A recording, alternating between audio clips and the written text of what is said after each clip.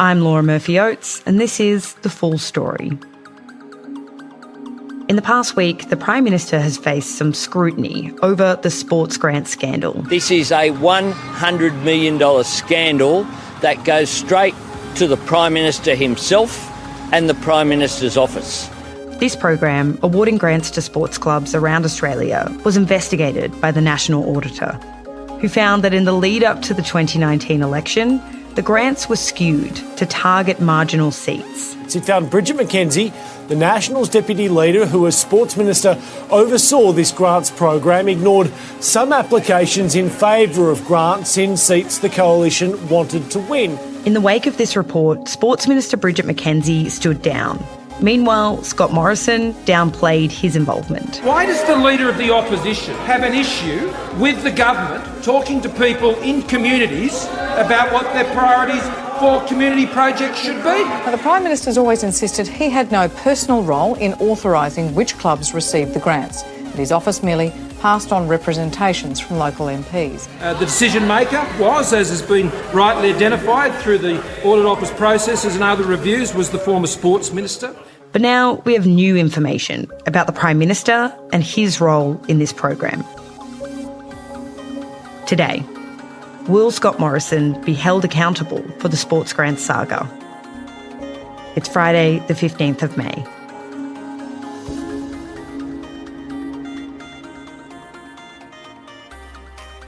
Okay, Paul, so this scandal has already cost Minister Bridget McKenzie her role in the cabinet. Now it's back in the headlines with Scott Morrison specifically taking more heat. Can you give us a bit of a background about Morrison and his involvement in this sports grants program?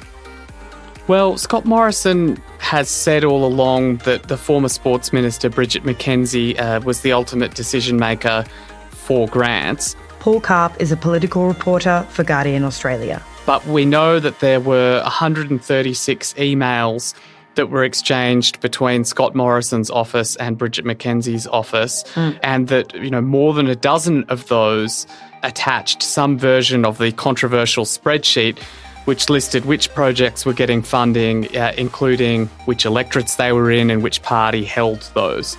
Okay, and what has Morrison said about this extraordinary level of correspondence? Well, Morrison has said that his role in the program has been limited to passing on representations from MPs about which projects should get funded. And he clarified on the 27th of February when he was asked in Parliament that there was no authorisation provided by me as Prime Minister on the projects. Okay, so that's a pretty clear statement. Can you explain to me why it's significant that he said this in Parliament? Well, you're not supposed to mislead Parliament, and if you do mislead Parliament accidentally, you're supposed to go in and issue an explanation and apology for having done that. So incomplete answers to the media don't necessarily accrue consequences, but if you're wrong about something you say in Parliament, you're supposed to fix it. Okay, so before the big revelations that you've been reporting on the past few days, there was some big news earlier this year about a series of emails exchanged between Morrison and McKenzie's offices that seemed to show his office asking for some really late changes to funding announcements. Can you remind us about that? Declare open this hearing of the Select Committee on Administration of Sports Grants. We acknowledge the traditional owners of the land on which we meet and pay our respects to elders past, present and emerging. These are public proceedings and a Hansard transcript So is being in made. March, Senate estimates and the Senate inquiry into sports grants was uncovering evidence about the correspondence. There's dozens of versions of a spreadsheet, and for each round there were various iterations indicating on different days and sometimes different hours of the day which of the projects which the Minister's office were indicating were going to be approved for funding. And about late changes that were made on the 10th of April and the 11th of April, the day the election was called. So the final brief on which projects would get funded was signed by Bridget McKenzie on the 4th of April. And we also heard from Bridget McKenzie that she didn't make any changes after she signed the final brief. So there's been a mystery about how those late changes were made, who was responsible for it, and whether there was proper authorisation for them. Right, we did a whole podcast on this with our political editor, Catherine Murphy, but at the time we actually didn't know too much about what was in these emails, so it was hard to say for sure that Morrison had directly intervened on the sports grants funding. What have we learned since then? Absolutely. All right, so can you tell me how many emails went back and forward between the PMO and the Minister's office? We'd have to take that on notice. Rightio, okay, well...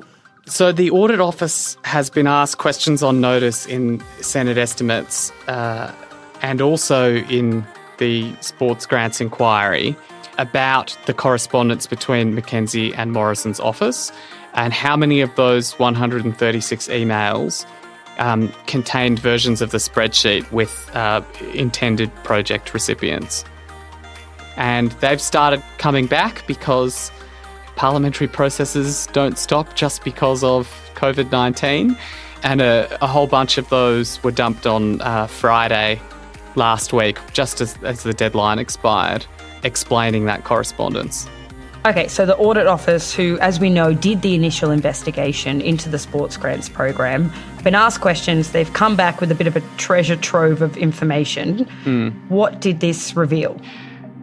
So the Audit Office revealed that Scott Morrison's office asked Bridget Mackenzie's office on the 26th of March last year to get the minister to write to him seeking authority for the intended recipients of sports grants. After Morrison's office asked Bridget Mackenzie to write to the Prime Minister, on the 10th of April, she wrote back consistent with that expectation, attaching a version of the spreadsheet which had projects by which electorate and which MP and party represented that electorate. And then what happened? Well, the Prime Minister's office asked for a substitution for one project to be subbed in. The Prime Minister's office asked for the announcements to be coordinated in conjunction with the campaign headquarters.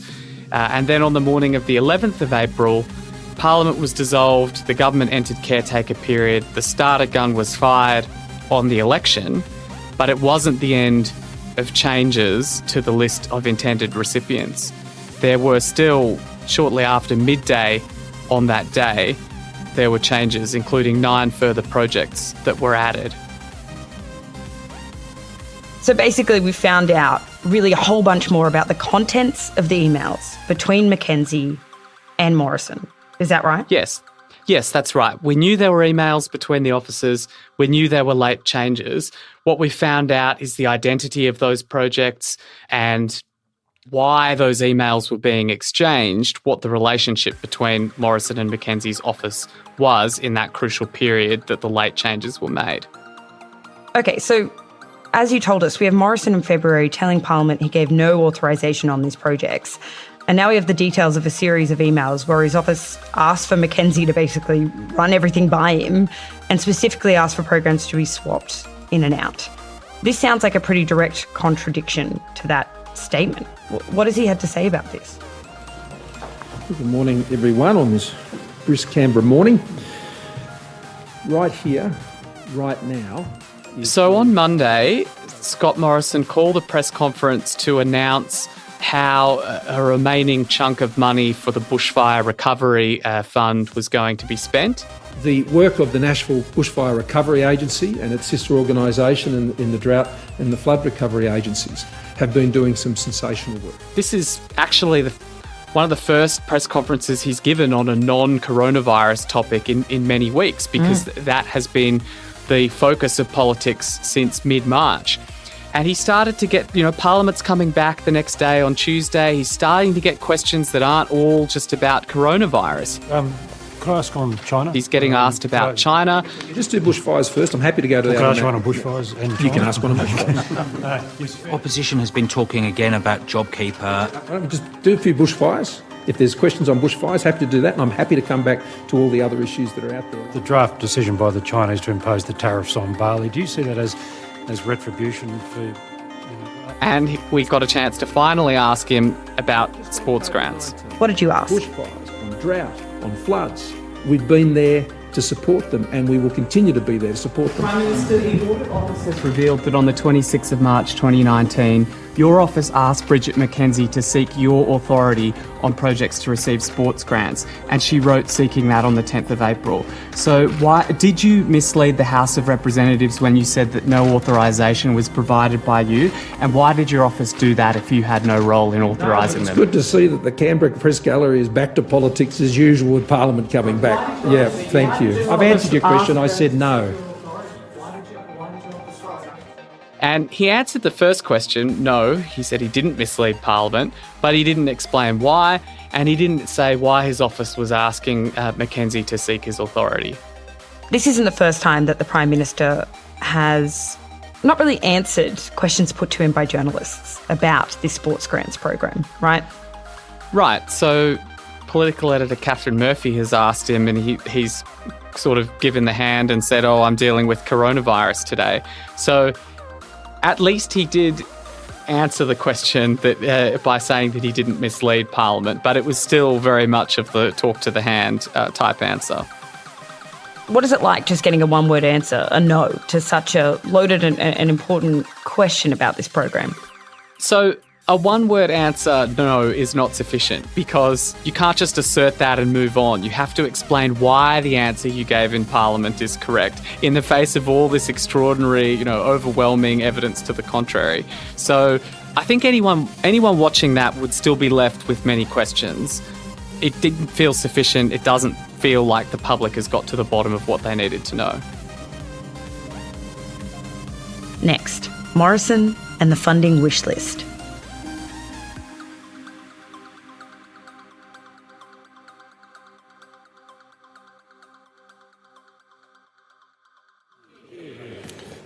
The Deputy Leader of the Opposition.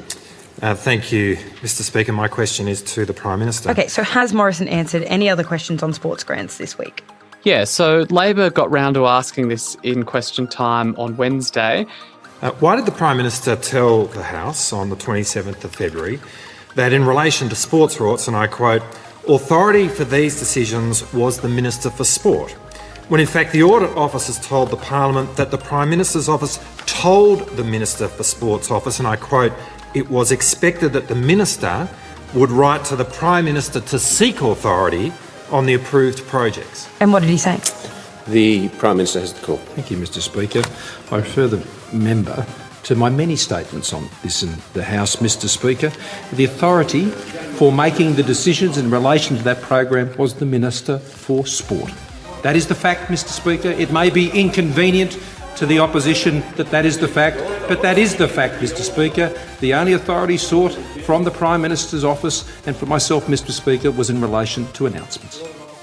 So he produced a distinction between, my office asked McKenzie to write to me to seek authority for announcements rather than seek authority for the giving of the grants, for the choosing of the identity of the clubs who were going to receive money. So basically he's saying that he was making final decisions on something like the press release, but not on the actual funding. Is that right?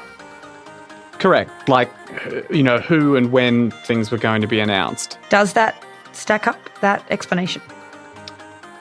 Well, the Audit Office evidence said that on the 26th of March, the Prime Minister's Office had advised the Minister's Office that it was expected that the Minister would write to the Prime Minister to seek authority on the approved projects and inform the Prime Minister of the rollout plan.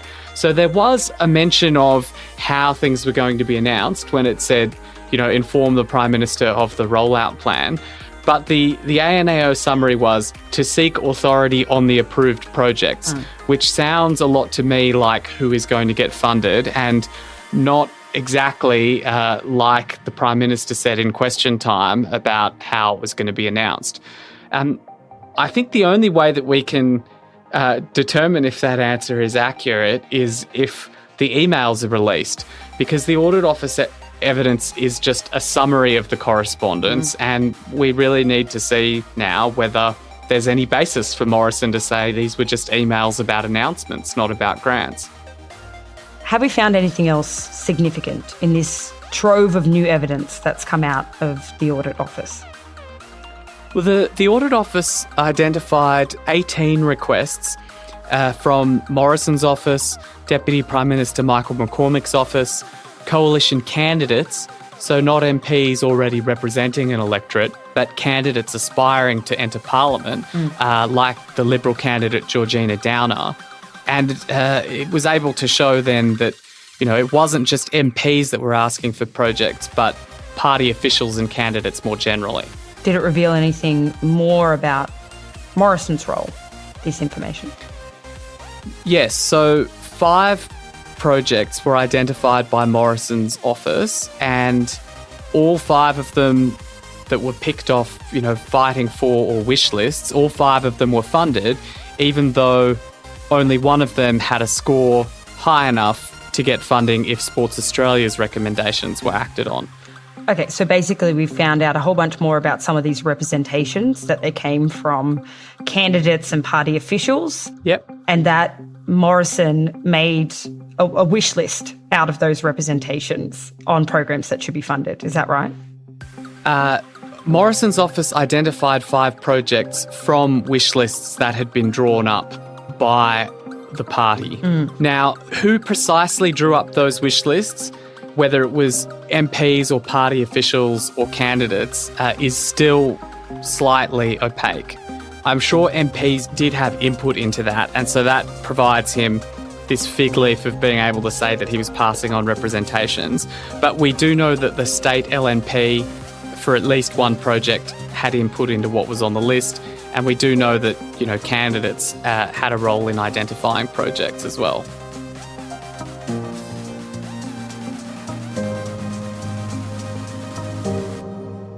Okay, so Morrison has given an explanation for some things, but not others. Certainly not this wish list, and certainly not all the evidence that has come out of the Audit Office. What do you think could happen from here? Could there be repercussions for the PM going forward? Well, I think Morrison's going to continue to argue that his role was simply passing on representations, and it's really going to depend from now on if Labor can punch through this distinction that Morrison is drawing between authority for announcements and authority for decisions, because the documentary evidence certainly does look like he had authority for the final list that was sent to him on the 10th of April. And Labor's going to have to try and firm up the paper trail to demonstrate that in the face of a denial, again, that's been given on Wednesday. So it's hard to predict the consequences. The Senate inquiry can conclude that his office did have a much greater role than he said.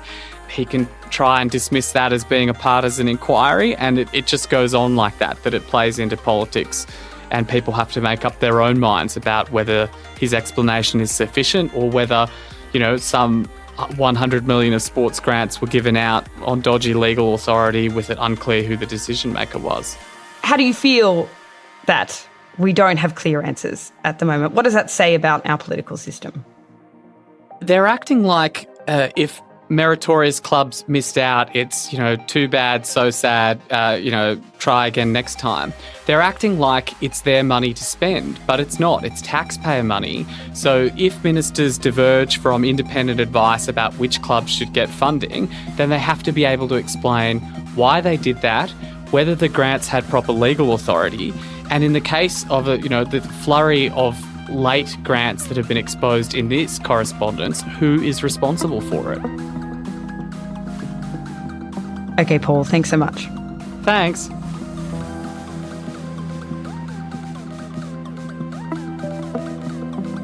That's it for today. Thanks to Paul Karp for his time. You can read a whole bunch of his reporting on sports grants at theguardian.com.